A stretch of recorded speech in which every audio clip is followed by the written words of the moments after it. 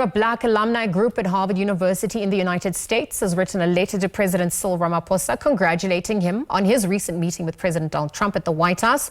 The Charles Ogletree Black Alumni Leadership Association of more than 100 senior professionals called Ramaphosa's handling of the meeting as a great act of statesmanship. Well, a member of the group, Keith Errol Benson, spoke to SABC News in his personal capacity whilst he was on the move at Harvard's campus, whilst he was attending the institution's Alumni Day this week. Keith Errol Benson, welcome to SABC News. It's good to have you. It's good to be here. You are part of a group of Black alumni from Harvard University's Advanced Leadership Initiative and a senior fellow at the institution who wrote a letter to President Ramaphosa congratulating him on his White House meeting with President Trump, calling it a great act of statesmanship. Speaking here in your personal capacity, what were some of your key takeaways from that meeting? Well, we want people of goodwill, like President Ramaphosa, to know that even though the current political environment seems a little tense, he's got support all over the world, including Harvard, including Coe Valley, and including a lot of other people. I'm here right now on Harvard's campus for Alumni Day. That starts tomorrow. The buzz is how finally people of goodwill are coming together in a way we hadn't before.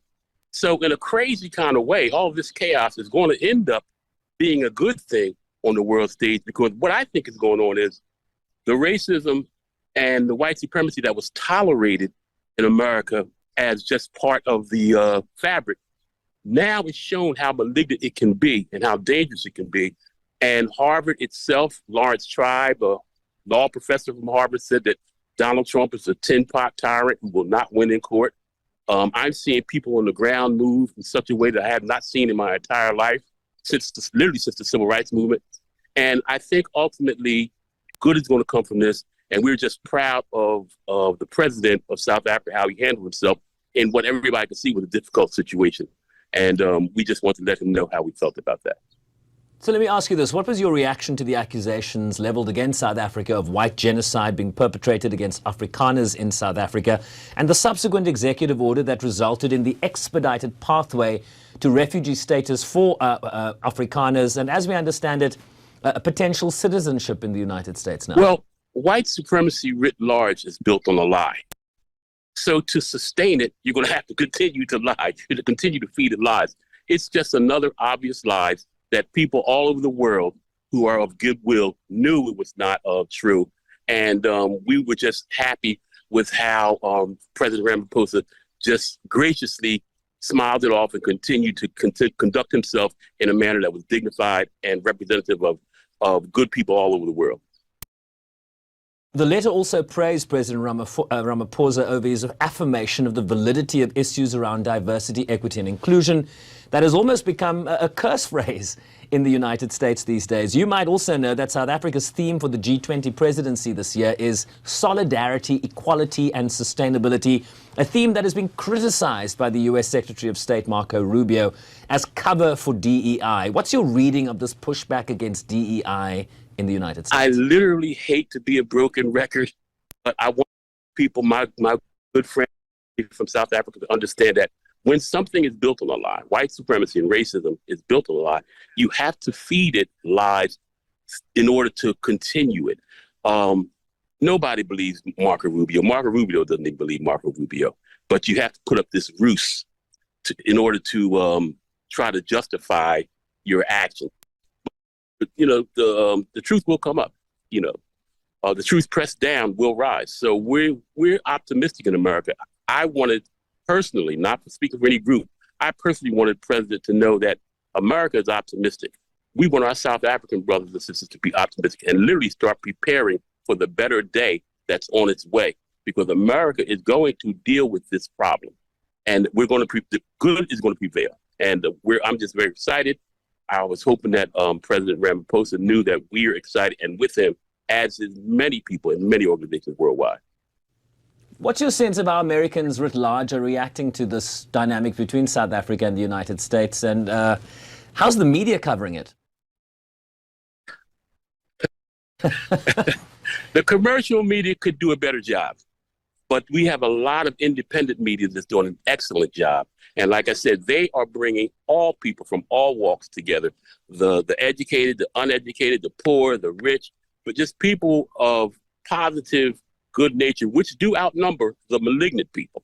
And finally, we're coming together, and that's the part that I keep seeing, and that's what's buzzing on Harvard's yard right now.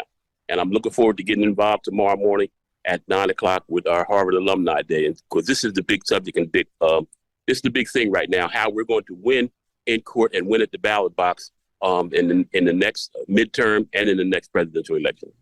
You're the founder of the Department of Peace, a Camden, New Jersey-based empowerment and social change initiative dedicated to fighting inequality and poverty in one of America's poorest and most violent cities. Issues a democratic South Africa is also grappling with today. Right. What can Camden and South Africa learn from each other? A lot. I'm actually just finishing up a book that my good friend Dr. Cornel West did the foreword to, and it's called The Art of Peace, Martin Luther King's blueprint for life. He talks about the way we were able to transform an entire community. And I would love to come over as a guest of Ms. Mendensela to South Africa and just talk with the people in Stellenbosch or wherever and start a dialogue. I think would strengthen and encourage and inspire both nations. Professor Thuli Madonsela, yes, we know her very well. Let me ask you this before I let you go. A quick comment on the current situation between Harvard and the Trump administration that is now, of course, barring foreign students from entering the country to study at Harvard. And, of course, his new travel ban on countries that will affect some 19 countries, many in Africa, over what the White House says are national security concerns. How's that playing out at Harvard today? Well, as you may have picked up, I am an eternal optimist. I think that this is Donald Trump's Waterloo and at his Gettysburg. I think it's a bridge too far, and I think this is going to be the thing that turns everything around.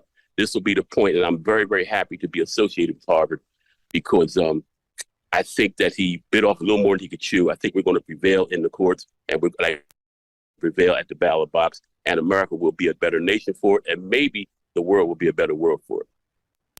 So much optimism. Keith Errol Benson, a member of the Charles Ogletree Black Alumni Leadership Association, and speaking here in his personal capacity. Thank you, sir, very much indeed. Man, thank you, and give my love to all the South Africans.